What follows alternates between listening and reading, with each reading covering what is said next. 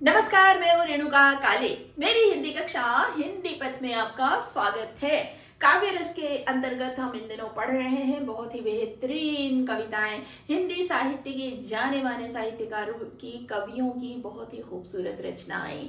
इसी क्रम को आगे बढ़ाते हुए आज मैं आपके लिए लेकर आई हूँ एक देशभक्तिपूर्ण कविता। चैनल पर अगर आप नए हैं तो इसे सब्सक्राइब कर लीजिएगा, बेल आइकन प्रेस कर दीजिएगा ताकि यूं ही आपके इंटरेस्ट की, आपके मतलब की कक्षाएं आपको मिलती रहें। तो चलिए बिना देर किए शुरू करते हैं आज की कविता। लेकिन उसके पहले थोड़ा सा आपको बता दूं कि ये जो कविता है ना, श्री रामावतार त्यागी जी की रचना है और बहुत ही मार्मिक और बहुत ही देशभक्ति से ओत-प्रोत ये कविता है जो हमारे दिलों में देशभक्ति का जज्बा जगाती है। शहीदों के प्रति और देश पर मर मिटने वालों के प्रति कृतज्ञता और श्रद्धा की भावना स्वतः ही हमारे मन में जागृत हो जाती है। तो चलिए पहले पढ़ देती हूँ आपके लिए ये कविता और उसके बाद इसका अर्थ मैं आपको बताऊंगी। तो देखिएगा। मन समर्पित, तन समर्पित और यह जीवन समर्पित, चाहता हूँ देश की धरती तुझे कुछ और भी दूं। माँ तुम्हारा ऋण बहुत है मैं अकिंचन, किंतु इतना कर रहा फिर भी निवेदन, थाल में लाऊं सजाकर भाल जब भी, कर दया स्वीकार लेना यह समर्पण। गान अर्पित, प्राण अर्पित, रक्त का कण कण समर्पित, चाहता हूँ देश की धरती तुझे कुछ और भी दूं।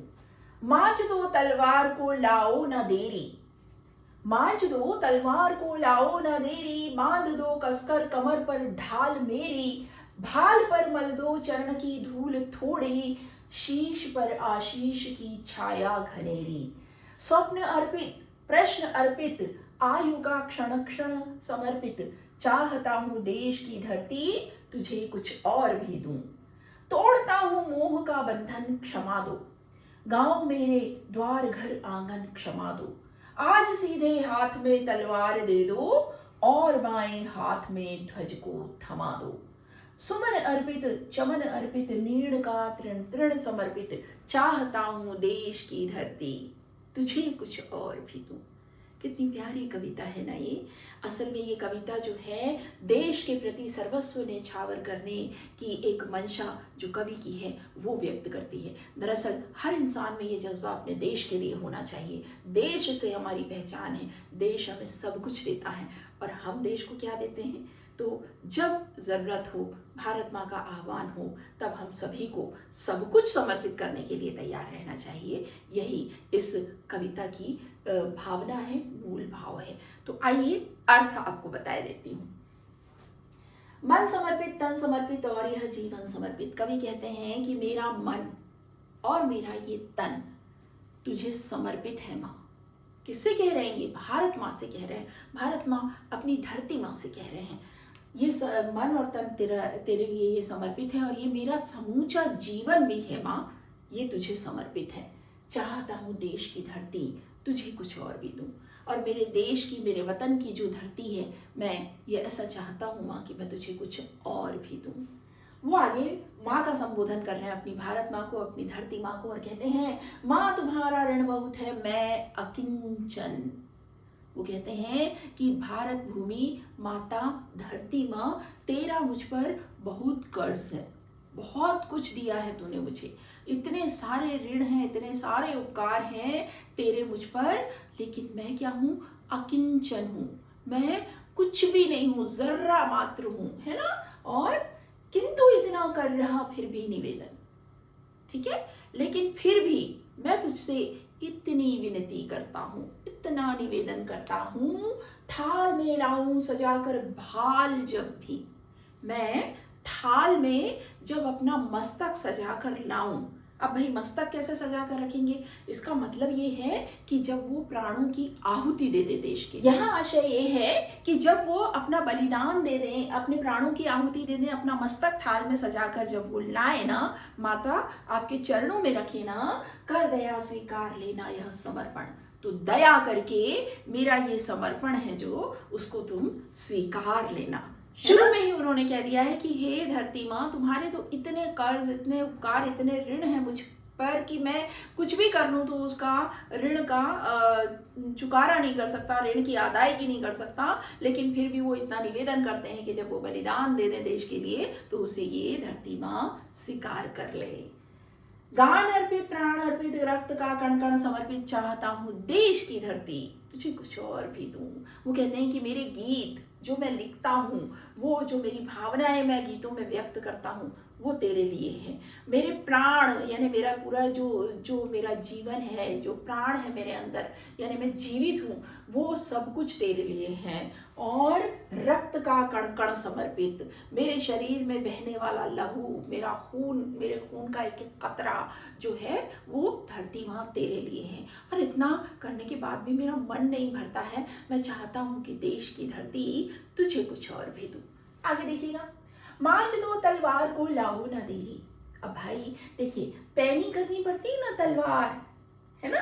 अब तलवार जो है भारत माँ के लिए हमें सर्वस्व निछावर करना है। किसी तरह की मुसीबत में है, गुलामी की के दौर की अगर हम चर्चा करें, या किसी तरह के हमारे देश में कोई सुरक्षा को खतरा है, ऐसे समय में, उस जमाने की बात है जब तलवारें हुआ करती थी, है ना। तो कवि कहते हैं कि मांझ दो तलवार को लाहो ना देही, मेरी तलवार को मांझ कर ला दो। भाई रखे रखे अगर वो किसी तरह से उसमें कुछ पैनेपन में कमी आ गई है तो उसको मांझ कर वापस क्या कर दो, चमका दो, पैना कर दो, और ये काम करने में देर मत करो।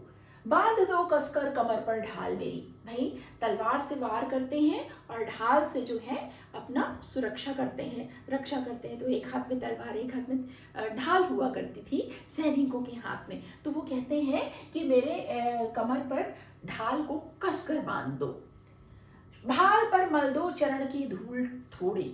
माँ भाल यानी मस्तक, उसमें भारत माँ की जो धूल है उसे मेरे मस्तक पर मल दो, है ना? शीश पर आशीष की छाया घनेरी, और ये जो धूल मेरे मस्तक पर मली जाएगी ना, तो मैं ऐसा समझूंगा कि मेरे शीश पर, मेरे सिर पर आशीष की छाया है, धरती माँ के, भारत माँ के आशीर्वाद की घनी छाया है, ऐसा मैं समझूंगा।